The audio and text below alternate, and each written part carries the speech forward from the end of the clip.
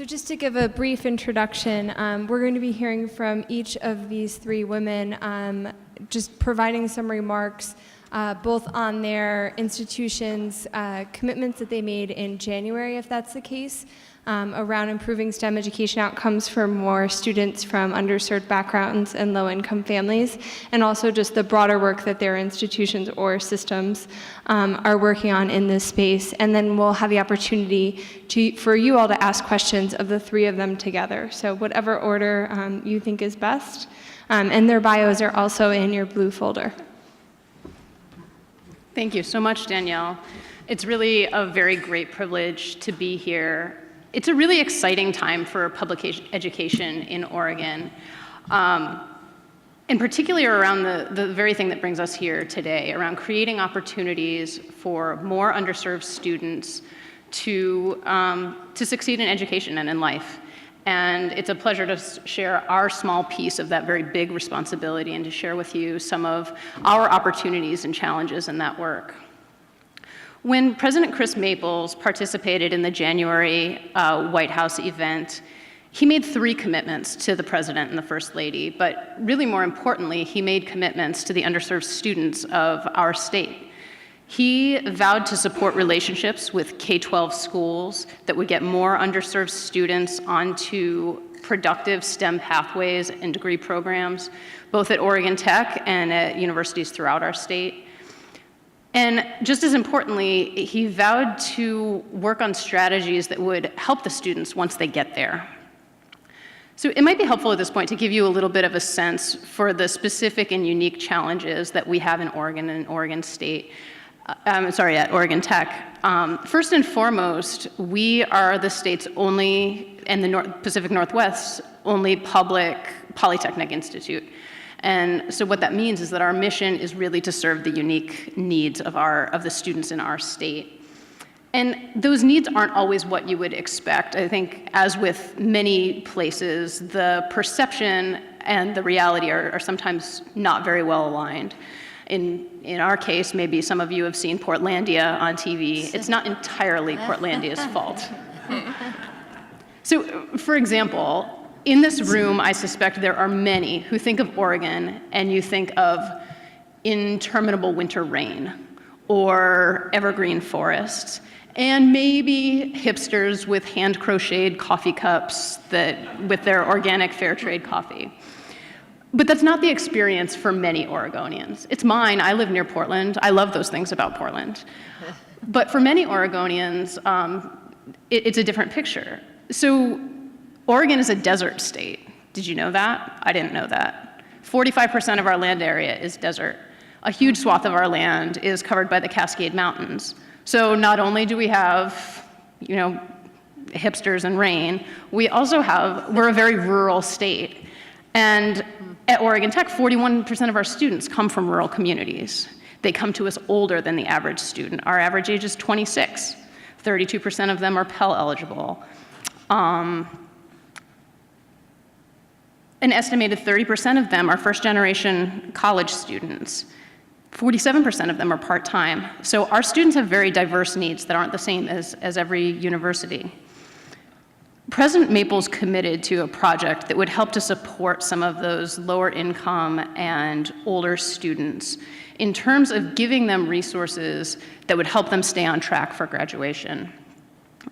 First Lady Michelle Obama mentioned in her address the texting project that we're working on. And what this project entails is reaching out to students with resources, encouragement, and opportunities via text message during the time that they're not on campus. And it's particularly important for us during our intersessions between semesters, where these older students from lower income backgrounds, sometimes these students disproportionately, life gets in the way during those periods of downtime. So it's really important that we're able to reach them when they're not dropping in for office hours.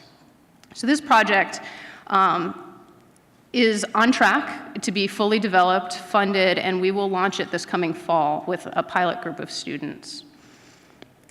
I know when I came to Portland and came to Oregon, I thought of Oregon as a fairly well-educated, progressive state, and we are. We're home to the Silicon Forest with its high-tech companies that are anchored by Intel. We have a robust and growing computer science and software industry, but we also have the dubious honor of being one of the states with an inverted educational attainment rate. So that means that our young adults are less educated than the adult population as a whole. We're not considered a particularly racially diverse state, but that's beginning to change, and that is also a challenge to us. Last year's first graders were the first Oregon class in which Hispanics made up fully a quarter of that class. Many of those students will be first-generation college students. So this is so important in our state because historically, as a state, we haven't done very well with our students of color and with our English language learners. So this is the environment that we now have to attend to. This brings me to President Maple's other commitments in January. I mentioned at the onset that this is an exciting time for education in Oregon, but particularly for STEM education. About 4 years ago, Oregon started doing some really bold things with restructuring our education system. And it stemmed from the articulation of a goal by the legislature that we term the 40-40-20 goal. So what this basically means is that 100% of our students will graduate from high school, and of those 40% will graduate with a bachelor's degree or higher, and 40% will achieve an associate's degree or a workplace certification. 2025 is a really important year for me. My older daughter and her second grade classmates right now will graduate as the class of 2025. And you can bet that I'm personally invested in making sure that those tiny little kids that are at tiny little desks today and are gonna run through my backyard this afternoon, that they have every opportunity to achieve their STEM goals, and that it's our obligation as a system to make sure that they have that opportunity. So what 40-40-20 really meant in Oregon was a mandate that allowed us to work differently in the past. It gave us carte blanche to break down some of the barriers between enterprises that historically hadn't talked very well together, between education and business, between K-12 and higher education. It gave us both permission and an incentive to move past the blaming of whose fault it is that kids don't arrive at our respective doors prepared. And so this is where Oregon Tech came in.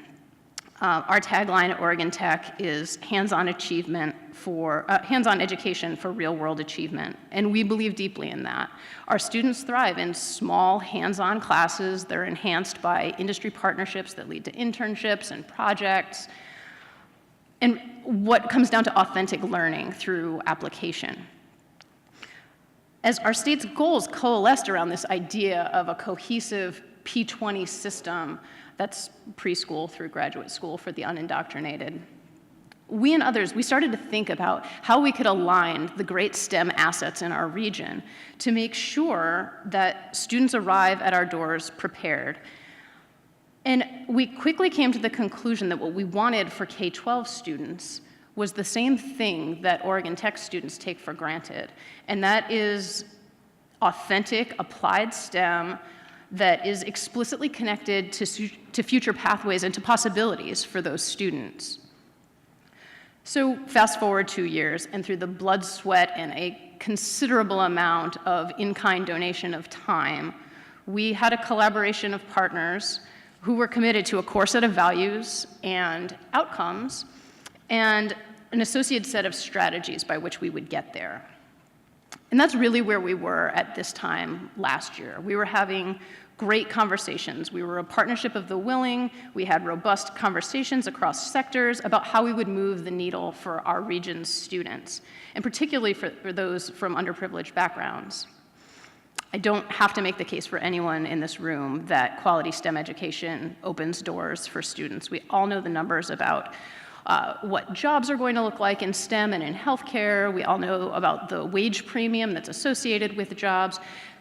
It's about living wage jobs for all students, whether they come straight out of high school to go into high-tech manufacturing, whether they achieve a medical technology degree from a community college, or whether they go through a 4-year engineering program. It's about living wage jobs.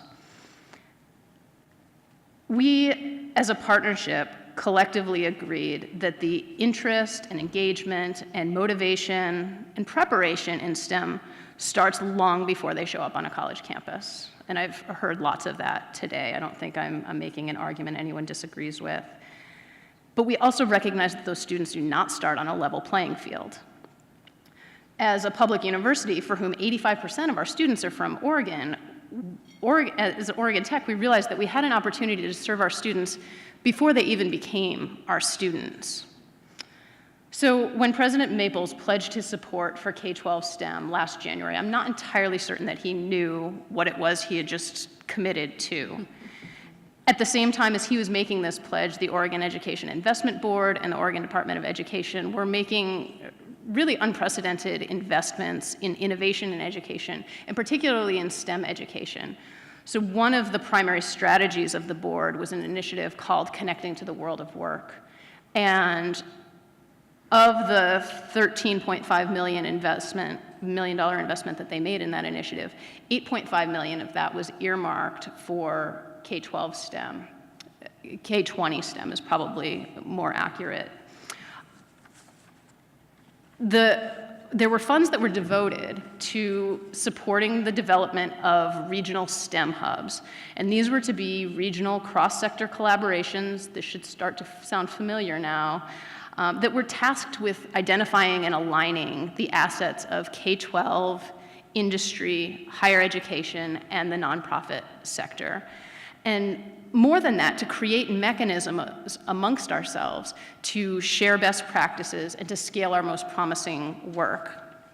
So Oregon Tech and the South Metro Salem STEM Partnership, which is what we call ourselves, was one of 6 regional STEM hubs named by the Oregon Department of Education. In February of this past year, we received a budget through the end of the biennium, and really an explosion occurred. Our programming hit the ground running because we had done so much work leading into it. Programming with students and teachers, we were able to hire full-time staff, a director, that's me, 2 part-time people to drive some of the work groups. And our partnership is now more than 40 partners. We're 15 school districts who serve more than 25% of our state's students. And 6,000 teachers. We're 7 community colleges and universities, and more than 20 STEM industry and nonprofit partners. 50% of our students receive free and reduced lunch. 37% of our students are students of color, and 22% of them are English language learners. So from the perspective of those in this room, these are exactly the students that we have to reach if we have any hope here of having them attain STEM degrees at the college level. Our focus has been around making very clear college and career connections for students through engaging them in authentic STEM learning. Through a variety of strategies, we're connecting teachers with higher ed faculty and with STEM professionals to really bring that authenticity to their classrooms. Somebody mentioned earlier the opportunities that the Next Generation Science Standards and the Common Core State Standards pose. Oregon has adopted both.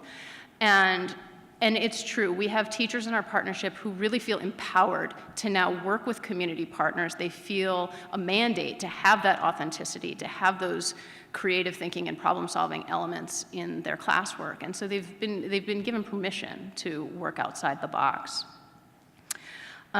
We connect students with opportunities for STEM learning outside of the school day. And we are making really clear connections with college and with the development of that college-going culture through extensive work around creating STEM dual credit opportunities with our college and university partners. You'll recall that there are 7 of us, so lots of opportunities there. This work is still very much in its infancy, but we've learned some really important lessons about working with K-12 in what's really a very short period of time, and I'd be happy to talk about those throughout the afternoon with some of you. But there's just one point that I'd like to talk to this room about, and it's this.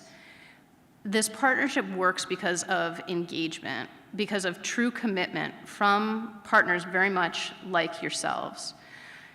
It's not really a part-time, that's good work, go forth and do it kind of thing. I was asked to talk about opportunities during this session, and there are just so many. We are not the only partnership like this. Almost every state has some kind of STEM network that is advancing K-12 STEM education. Many of them directly involve higher ed. Go find out how it is that you can engage with those K-12 partners. And it's not it's not just because it's altruistic or noble or it checks the outreach box. Everybody wins when students show up on your campus prepared to learn.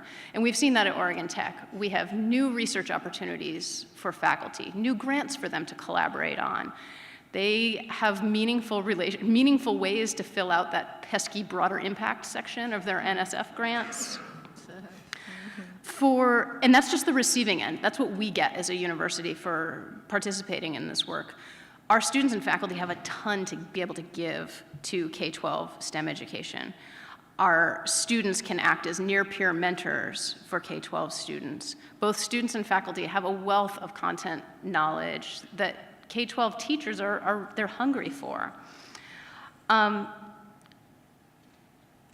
Not only those wells of content expertise, but faculty, through, at least in our partnership model, they have real opportunities to engage with K-12 teachers, to articulate courses, to create curriculum together. And most importantly, I think that they have real life experiences that they can share with students, so that students can see that students just like them can succeed at the college level. So, as you can imagine, leading this partnership has been a tremendous undertaking for Oregon Tech. And some might make the argument that it's mission wander to be in the K-12 arena like we are. But I think we truly view it as an investment and an opportunity to ensure that our students are ready to succeed before they ever become our students. Thanks. Very good. What are some of the benefits of student engagement? They are learning, persistence, attainment in college, all consistently associated with students being actively engaged with college faculty and staff, many of which we've talked about today, with other students, something we haven't talked about today, and with the subject matter we are studying, which we talked about a lot in Working Group 1. Thus, there are content-based levels of engagement, but also personal levels of engagement. Interventions such as summer bridge programs, first-year experience, the redesign of introductory gateway courses all fall under this framework. Undergraduate research participation, as we heard about in the last session, and belonging also play a role in making students feel as though they are part of a valuable and worthy process that will lead them to a successful future. The California State University system, through the Helmsley Charitable Trust and other funding initiatives, has begun several programs that are geared towards bolstering our production of STEM majors, particularly among underrepresented groups, giving more graduates a strategic, unique advantage when entering the job market. As Chancellor White has said about these projects, quote, through fieldwork and hands-on research, our students experience the practical workforce applications of a CSU STEM education, end quote. The CSU is deeply committed to providing STEM graduates the opportunity to participate in the workforce in the state of California, but, and this is an important but, to contribute to diversity in STEM overall, and to the development of innovative solutions to challenging global projects and problems like my research has focused on. With the 10 minutes that I'm allotted here today, and I promise you I will not go over, I will provide you not with a full inventory. There's just too many things to mention that are going on in all 23 of the campuses in the Cal State University system. But I will, with the time that I have, reflect upon STEM initiatives that are system-wide and will benefit campuses within the system and beyond. The first, in July of 2014, the CSU Center for Community Engagement launched the first system-wide Americorp Vista Volunteers in Service to America program. The title was CSU STEM Vista, Building Institutional Capacity for a Stronger Baccalaureate. 15 outstanding individuals were selected to serve in CSU STEM departments or colleges to increase student success at the college and K-12 level, particularly among traditionally underrepresented students during this year, 2014 to 2015. These STEM vistas have varieties of roles, such as addressing issues of poverty, empowering communities, building organizational capacity, and developing sustainable solutions. On Friday of this past week, I was able to attend a welcome event for incoming freshmen in the engineering program and saw not only participation of various student-led groups in engineering, such as the Society for Women Engineers, I know well from my time at Stevens Institute, and IEEE, but I also got to listen to norteño music, and in particular, the accordion played by the STEM Vista student who was in the band that was performing for the students. His name is Noe, and he's wonderful. Christina Barger directs this program, who is herself a CSU graduate and a former Vista volunteer, so it speaks to this building of community and capacity. Also focused on service learning, the CSU Center for Community Engagement received $500,000 for a study on the impact of STEM service learning, which was funded by the W.M. Keck Foundation, supporting this inaugural statewide study examining the impact that service learning has on common measures of student academic achievement, career development, and civic engagement, particularly among underrepresented students. And we have the director of that, Judy Botello, and she leads that effort here. Finally, my project. Created with the funding from Leona M. and Harry B. Helmsley Charitable Trust, the STEM Collaboratives Project provides immersive educational STEM experiences beginning the summer before college and continuing through the entire first year at the CSU in interventions such as redesigned gateway courses that are, as we know, essential for success in science, technology, engineering, and mathematics. Along the way, experiential learning and real-world context develop non-cognitive and dispositional learning, such as resilience and self-efficacy, which, as we all know, are very important not only in the classroom, but also for life skills. Improving persistence and, of course, closing achievement gaps, something that we've been committing to do. STEM Collaboratives includes an ongoing research and evaluation component, which will be used to inform a new status quo at a system-wide scale, very important for moving forward. We intend to develop taxonomies that foster high-impact practices identified and cataloged by the National Survey of Student Engagement and the Association of American Colleges and Universities. I oversee this project, and I am excited to state that this upcoming week, we'll be choosing 8 campuses among the CSU's 23, which will serve as demonstration sites. Another factor inhibiting the success of underrepresented minorities is the need for remediation before being able to enroll in college-level English and math courses. To see how high-impact practices may influence student success in remediation, the CSU has also initiated a pilot known as Extended Early Start. 4 campuses, Cal State Dominguez Hills, East Bay, Los Angeles, and San Bernardino, are now testing the benefits of maintaining student cohorts from their early start programs, which are the summer remediation programs system-wide, into the fall of their freshman year. Evidence suggests that this could improve persistence in student success, especially for the historically underserved. Although in its early stages, Extended Early Start is contributing to the success of students in STEM and other majors, particularly in seeing significant progress in getting underrepresented minorities ready for college-level math and English by their fall term. Some, as I've seen in recent data that's been collected by some of the campuses I'm working with, they even leaped right through the summer into being college-ready by the time they started in the fall, so pretty impressive results.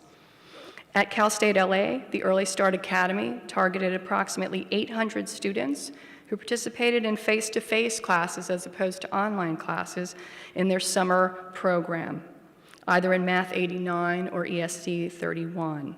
Of those 800, approximately 125 joined the academy. The project coordinators plan to look specifically at those Early Start Academy students who attended intervention events or participated in one of the ESA pilots. And those include peer mentoring opportunities and instructor support, and compare them to the baseline cohort who did not participate in Early Start Academy. Initial reports I've mentioned are encouraging. So, to sum, as shown by a sample of the STEM initiatives noted here, CSU faculty and administration and staff are taking up the challenges presented by the PCAS report through efforts such as those on our campuses. In order to support these efforts to promote persistence to graduation in a STEM major and a timely graduation at that, here are some questions I'd like to leave you with. First, what percentage of students participate in multiple high-impact practices, a pattern that evidence suggests will further heighten their engagement levels and progress for success? Second, do any particular groups of students appear to benefit from participation in one or more of these practices in disproportionately positive ways? Sometimes we've tracked one, but not multiple. Are there student groups at our colleges who do not experience those benefits, and what can we do for them? Third, what are the relationships between participation in high-impact practices and students' overall levels of engagement, and how can we increase those levels of engagement? Fourth, what are our plans and processes for ensuring the quality of implementation? It's one thing to do something, it's another thing to do it well. And then also routinely evaluate. So not just doing things, letting them run their course and not see where they've led us and where we need to go in the future. Last, and most importantly, in what ways can we analyze and document the return on investment in bringing high-impact practices to substantial scale? If we, as a group, can successfully address these questions in meaningful ways and support campus efforts to engage our students through high-impact practices, such as those I've illustrated here, I believe that we will be in a prime position to meet the call from the President and contributed greatly to the innovation and leadership in STEM that the United States has been historically known for, is known for today, and will be known for in the future. Thank you. Very good. Thank you, Dawn. And I'm Diane Harrison. I didn't bring my name tag up.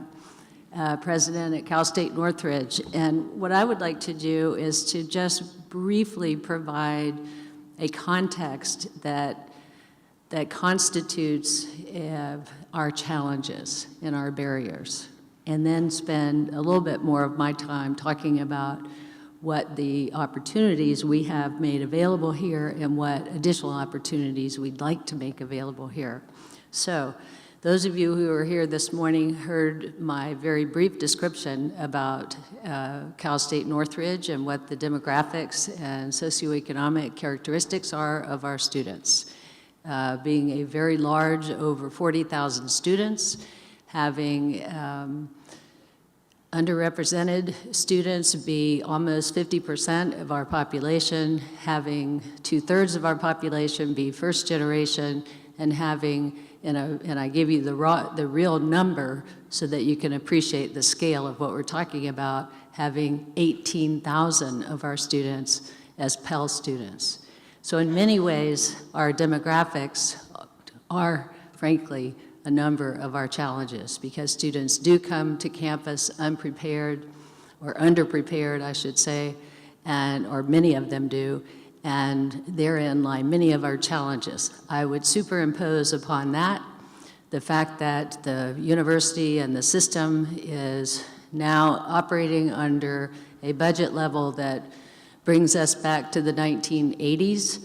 We also have all kinds of facility deferred maintenance kinds of problems that need to be repaired, and dare I say, we need more lab space. So, and research space. So all of those things, I think, together constitute some of the not insurmountable, but not insignificant challenges as well. In the way that we like to conceptualize, if you will, our approaches to these challenges is to think about 3 different areas or themes that inform what we try to do to address these various challenges. In the first area, I would call academic capital, and that is the students' readiness and their preparation for work in any area, but in this instance, in STEM fields, when they enroll at CSU and CSUN. Second area that we would focus on would be experiential. And of course, what we want, as many have mentioned, is giving students a hands-on experience and the vision and confidence that they can do work in STEM disciplines and they can do well. And finally, we'd like to be able to give students the ability to carry this success that they have, we hope, experienced here forward into their careers, into their thinking about post-baccalaureate work or PhD programs. So it's really a continuum from start to finish. So with academic capital, we need to obviously first ensure that students have the sufficient academic capital or wherewithal, and that they are prepared to engage deeply, seriously, and successfully in college-level work in the STEM fields. CSUN and of course, and the CSU, as you heard, have built what we hope are strong partnerships with our K-12 school partners. In LA, we were one of the first members. I see David Rattray from the Chamber, who was very key in this LA Compact agreement between LA and 11 institutions in Los Angeles, and we've been very involved with that. And also, of course, with our community college partners, many of whom are in the audience today, and we're glad to see you. The Michael D. Eisner College of Education, as well as other colleges, but clearly the College of Education, is deeply engaged in preparing teachers who will be responsible for teaching the K-12 students and preparing them, so we have a huge sense of responsibility that not only do we do that, but we must do it well and better, and we need to spend time and energy focused on preparing math and science teachers. In the CSU, Long Beach and Cal State Northridge are the top producers of science and math teachers, so we have a particular responsibility for making sure that they are prepared. And just as a little factoid, I always like to throw out, Northridge prepares more teachers than the entire UC system put together. So we're dealing with a huge scope of responsibility. So it is never, in my view, appropriate for those of us at the university to point any fingers anywhere, since most of those teachers are our graduates and we want them to succeed and to be successful. Now, Dawn, you talked a little bit about the system-wide math and teacher initiative and our promise to double the numbers of teachers, and we are close, I believe, to achieving that initial goal that was set, and that was done between 2002 and 2011. We've also received grants for developing innovative teaching methodologies, and one of these is an example, the computer-supported collaborative science project, which gives learners a much more authentic, hands-on scientific experience in the classroom using collaborative web-based resources. We have a partnership, the College of Education, with JPL and NASA to run teacher preparation institutes in the summer. And so these are student teachers learning how to teach science using hands-on experiments and assignments that JPL and NASA came up with. And we just hosted that group on campus this summer. It was fantastic. Through our College of Engineering and Computer Science, we have our California Career Pathways Grant, a partnership with Glendale Unified School District, and one of 13 consortia in California. And the purpose is to develop career pathways for students to connect, that also connect with businesses, K-12, and community colleges. Another important program out of engineering is the Accelerated Coursework in Computer Science and Engineering for Student Success program. I want to know who comes up with all of these, but it turns out to be Access, which is great. That program is geared toward attracting highly motivated, underrepresented minority and female high school students into careers in engineering and computer science, and many of these students are Hispanic or Latino. And one of my favorite things to point out, and this has our key faculty. Kate Stevens involved with this. We have also redesigned our developmental math courses so that at this point, 63% of our students can successfully move into college-level math during their freshman year. That's a huge, huge progress. So thank you, Kate, and that work is terribly important.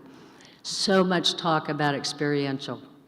So once they are here, we do believe that students need to have the experience and the confidence needed to achieve, and also to think and envision their own personal success and aspirations. And I have to say that the personal doubts that too many of our students enter with and sometimes retain about their ability to be strong academically and to achieve and to compete is something that we need to pay attention to. We need to acknowledge it, and we need to figure out ways, and I think some of our faculty have figured out those ways of helping students to surmount that lack of academic self-confidence. Because as I indicated this morning, our goal is cultivating talent. Now, if students come to us underprepared, it is through no fault of their own. And our optimism and our belief and hard work is that we can bring and cultivate our students to much greater success than anybody's ever told them about in the past. It just wasn't even in their thinking. And so that, to me, is the most exciting and most incredible kinds of contributions that our faculty are making. I think another thing to recognize, by the way, is that it's not just having academic confidence while you are here on a campus, or this campus, but it is also when our students graduate and maybe go out into a career, or maybe they go to a graduate program at a Research One institution, and they will be confronted. They will be confronted with the attitude of, well, where are you from? Where did you get your degree? You couldn't be as good as I am, or that we are.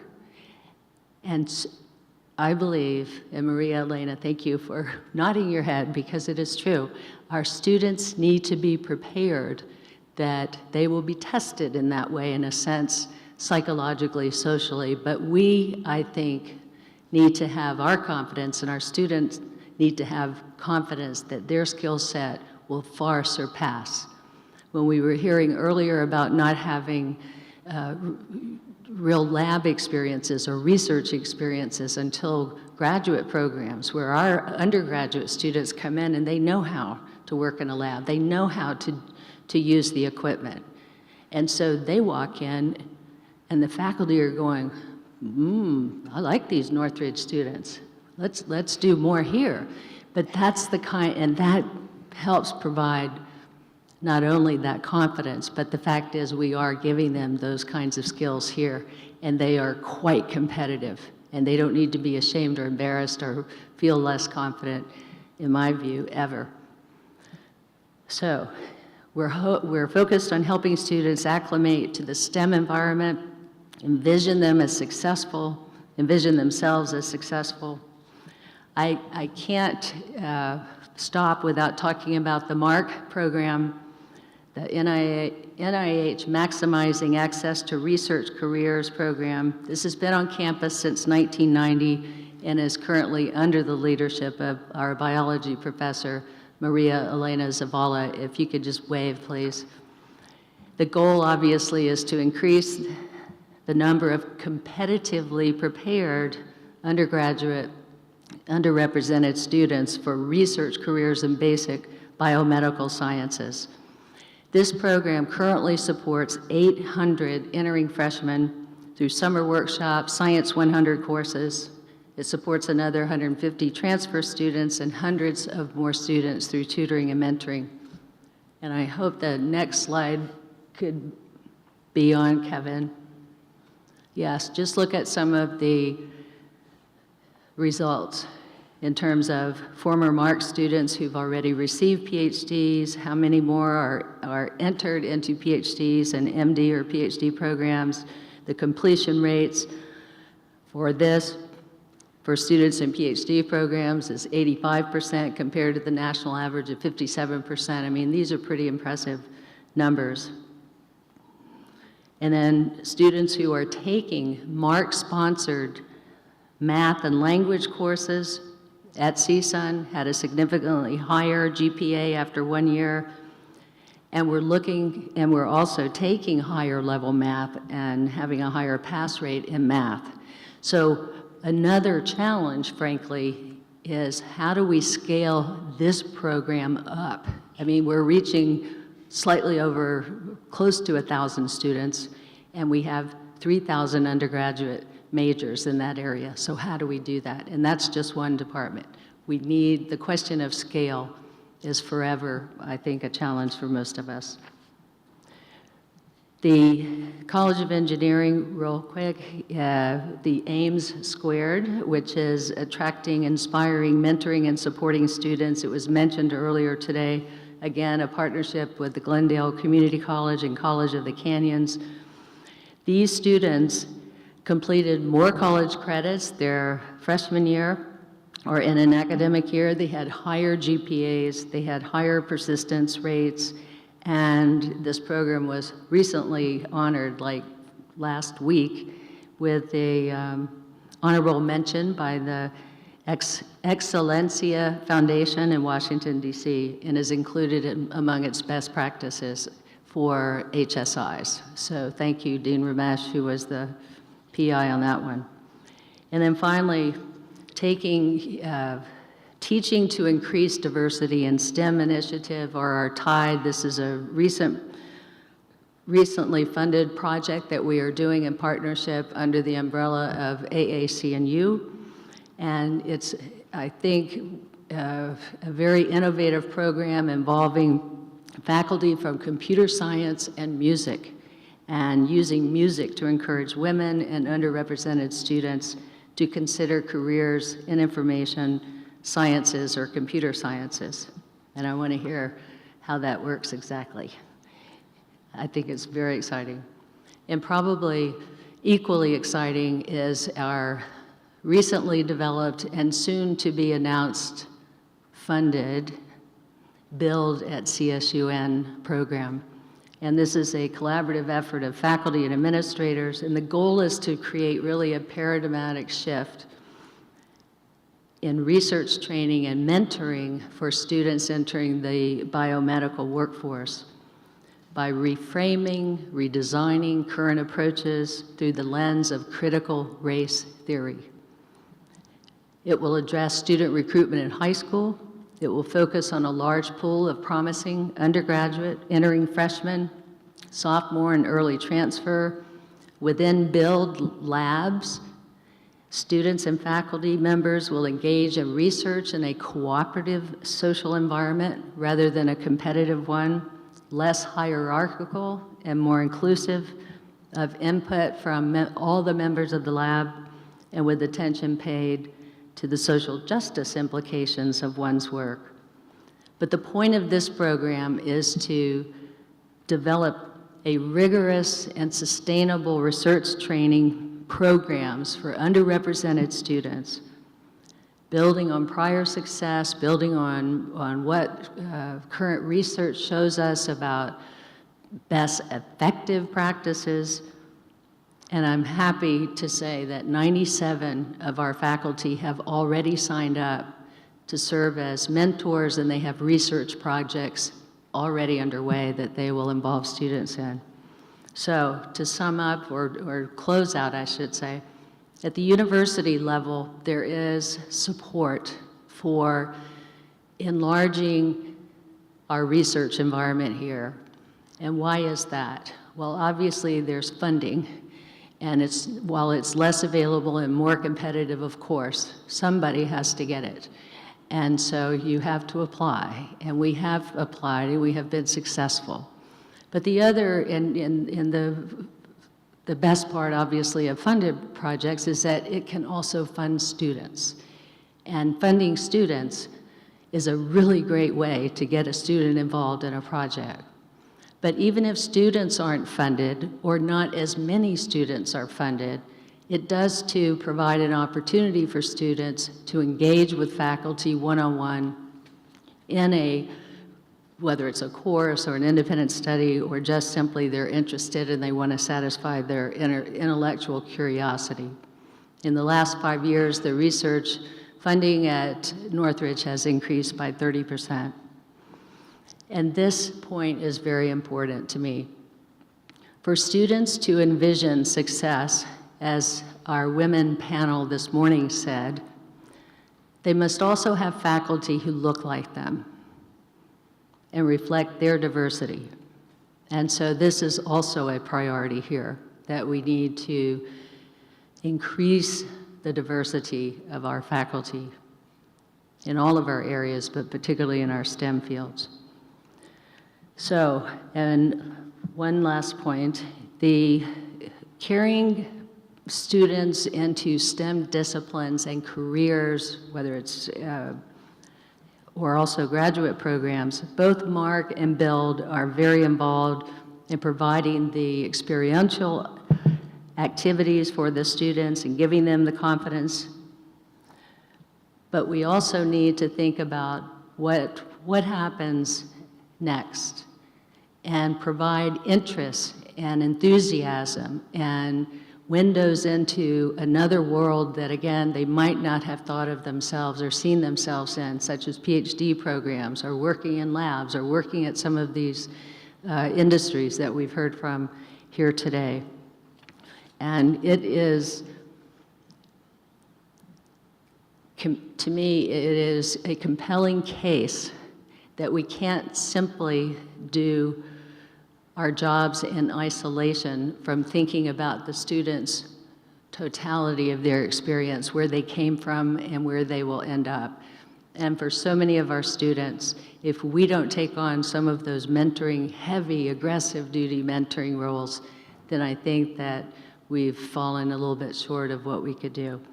So these are some of the successful examples of STEM opportunities here at Northridge, and we will, of course, continue to listen and learn from those of you in the room as well, and thank you for coming today. And I went way over to Thank you, President Harrison, Dawn, and Melissa, for your very thoughtful presentations. We have time now to open it up to the audience. Reactions, comments, questions. We have a couple of microphones up front, so please feel free to come up. I see Professor Oppenheimer on the way. Presidential Mentor Award winner.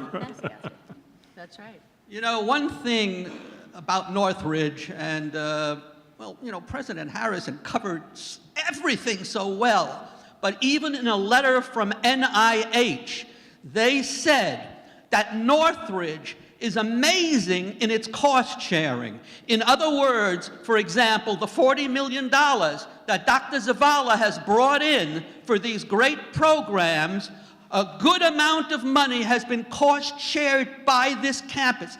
I would love to see most campuses do what they do here. It is, they don't give us bull, they give us cash, and that is tremendous. We thank you.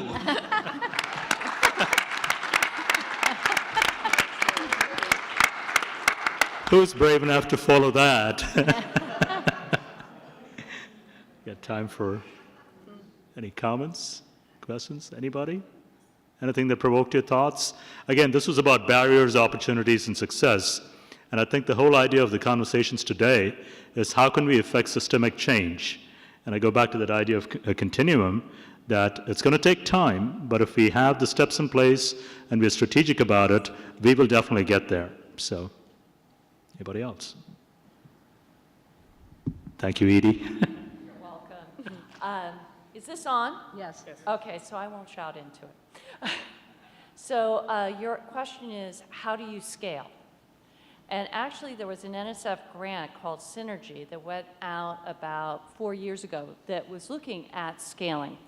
And it went across the United States and went to each of the different ATE centers to pick projects which would then be scaled across the nation.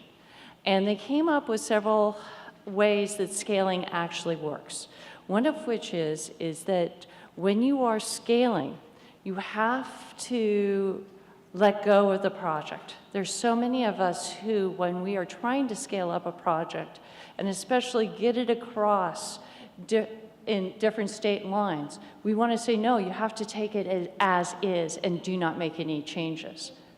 And what we learned with the bridge, which was what BioLink chose to scale, we took it out of the City College of San Francisco, and it is now scaled into, I believe, 12 other institutions where it's become sustainable.